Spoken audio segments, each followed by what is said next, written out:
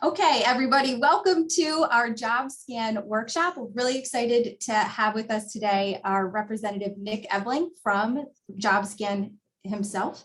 And today we're going to learn just a little bit about how to beat the bots. We're going to learn a little bit about Jobscan.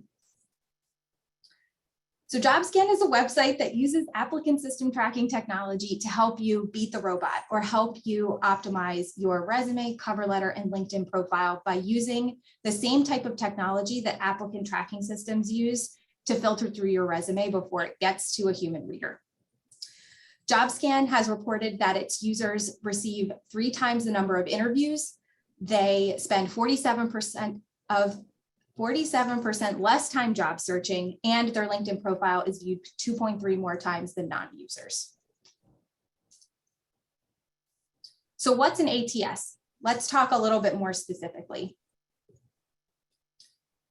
So an ATS is a computer program, essentially. We're calling it a robot, but it's a computer program that's used by about 85% of employers and 97% of Fortune 500 companies to scan through job applications or resumes in seconds before making a recommendation to recruiters for the resumes that should be viewed by an actual human.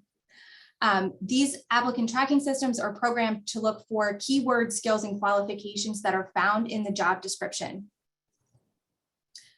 Jobscan is here to help you see your resume the way that an applicant tracking system sees your resume and help you identify maybe potentially gaps in your resume where keywords and skills are missing, and then it makes recommendations for you to add that information based on its scan.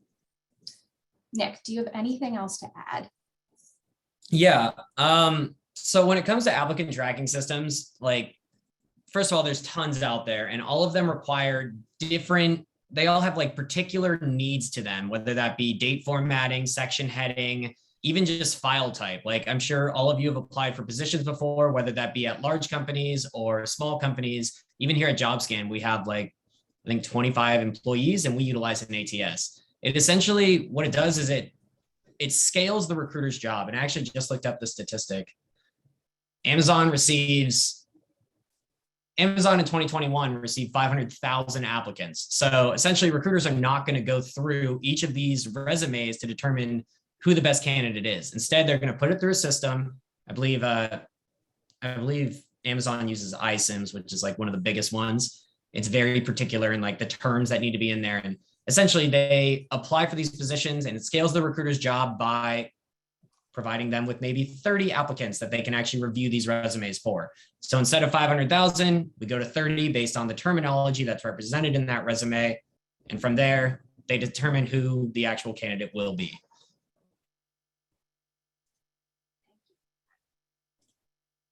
These are all just fun facts. So what's the best way to use Jobscan? We just gave you guys a whole bunch of information about the benefits and a whole bunch of information about ATS, but how can we use this to help you optimize your resume? So I know this might sound obvious, but when you're using Jobscan, you need to obviously have a copy of your resume and you need to have a very specific job description that you're interested in. These are the 2 documents that you'll upload, and I'll do a demonstration of this in a little bit. That you'll need to upload in order to see how your resume is scanned against that specific job description. On Jobscan, there is a place where you can add the name of the employer that you're applying for the job or internship with, and you can put the very specific link to the job description. I highly recommend doing this because Jobscan is, as Nick mentioned, able to determine what exact type of applicant tracking system that specific company is using by you adding the name of the company and the link to the specific job description. So when you scan your resume, Jobscan is going to give you a score, and then it's going to give you recommendations for improving your resume. I highly recommend that you focus on the recommendations that Jobscan gives, as opposed to the score or like the specific number that it's giving you. The real gem of this program is identifying those keywords and skills that your resume is lacking, and just simply by adding that information in a place that makes sense on your resume, you're going to increase your chances of moving your resume past the robot and into the hands of the human reader. There is also a power edit function that can allow you to make real-time edits to your resume on the Jobscan platform. And Nick, you were mentioning to me the other day that there's a specific way to upload your resume so that the formatting doesn't get all wonky. Yeah, there's a few things I wanted to mention here. So, well, one, when it comes to the power editing tool, you'll see that, in the very beginning, when you actually log on, you have two boxes there. Now it's a copy and paste function because we try to keep it as user-friendly as possible from the beginning. Now, when you copy and paste a resume, it's not going to like even from, Google Docs, whatever it may be, Microsoft Word, it doesn't carry over formatting. So instead, downloading that resume and then actually uploading it. If you look above the resume box, there's a little arrow.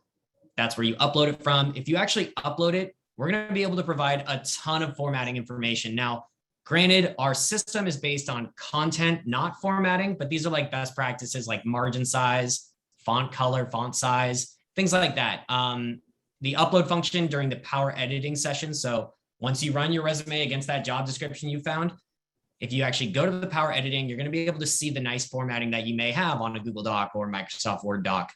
That's like the primary difference between the copy and paste and the uploading. And then I also wanted to mention, you had said when it comes to the score, the percentage score may be intimidating. Like, I sign in for a position I'm aiming for. Let's say I'm aiming for as a marketing representative for Nike, but I apply with, a background as a marketer, whatever. The term I'm using there is marketer, but the term they're looking for is marketing. So if I come on and I have maybe a 20% score overall, I shouldn't be discouraged there. One, that terminology is going to be very particular to that ATS. When I say particular, I mean they're not going to register the word marketing or marketer if they're looking for marketing. So all I have to do is change the sentence structure around. That's what we call variations. We'll be able to see in our actual layout where those variations are. Changing the sentence structure around to include the word marketing in there as opposed to marketer is going to raise my percentage overall. Now, they say aim for 80%, but that's not necessary. It's really hard to get 80%. That would be, I'd be an absolute shoo-in for the position. However, if I go from 20% to 40% overall, I've almost doubled my odds of passing through that ATS. It's just helping me in the application process to try and yield that interview. That's the main thing I wanted to go over on the percentage side. Perfect. Thank you. One more Jobscan best practice. Jobscan does give you the ability to scan your cover letter. You have to scan the resume first before you can scan your cover letter. So that's just a little fun fact for future you.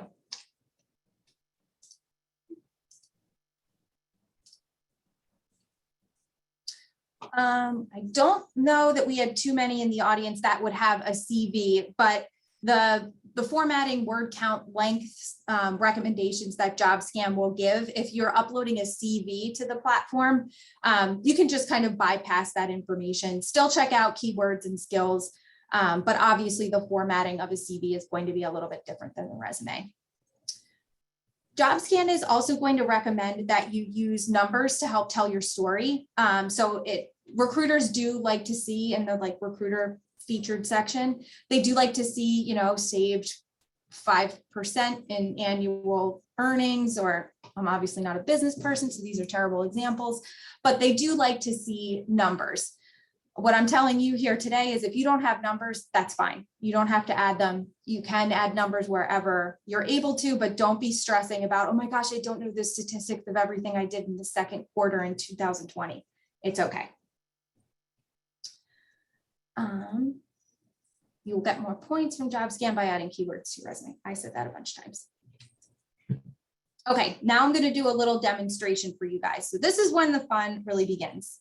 I think I'm going to stop recording after this demonstration. So we have here, this is me signing into Jobscan. It signed me out.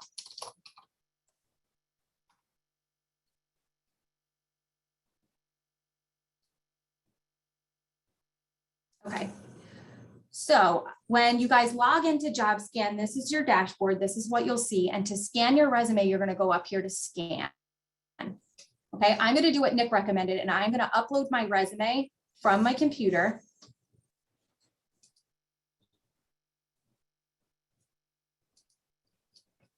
Oh, I'm going to my email.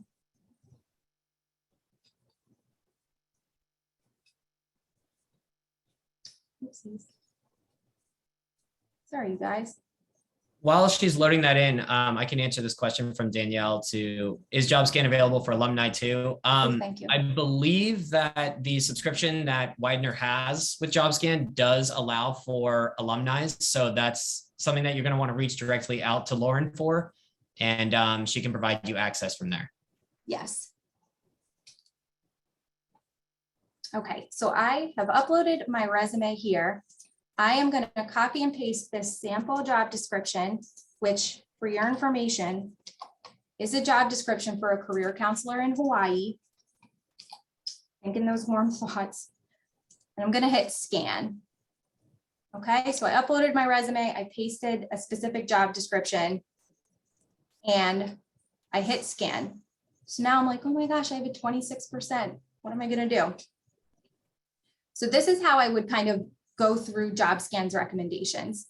This ATS tip, this is where you would want to add the specific company and the specific link to the job description that you've provided. That'll make Jobscan's recommendations more specific. It's explaining here the job title match isn't a match, that they're looking for an employment counselor. I'm a career counselor. That could be a pivot that I make in a summary.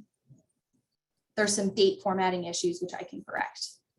This is where the real treasures lie. So in this hard skills section, we're going to see all of these skills that my resume is missing. You can click show more. There's even more down here. If you scroll down past the hard skills, you'll get to the soft skills. So same thing, excellent communication, motivational, inspire, time management, missing all these skills. So this gives me a nice jumping off point to edit my resume. This isn't a beautiful copy, but since it's on the web, I want to show you guys. So I took Jobscan's recommendations and I went through my resume and I thought, okay, I'm going to add some information. So everything that you see highlighted in yellow are additions that I made. Case management, Microsoft Word, job placement. I added some more information. Okay, so I'm going to take this. I'm going to scan this resume with Jobscan's input instead of my old resume.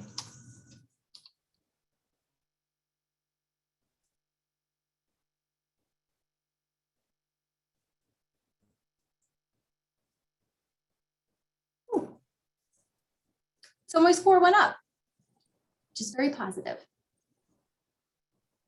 All right, I'm going to stop sharing. I'm going to stop recording, and we're all going to play with Jobscan a little bit. And me and Nick, we're going to be here to answer any questions that you guys might have. Okay. Stop share. Hang on, I'm going to stop recording.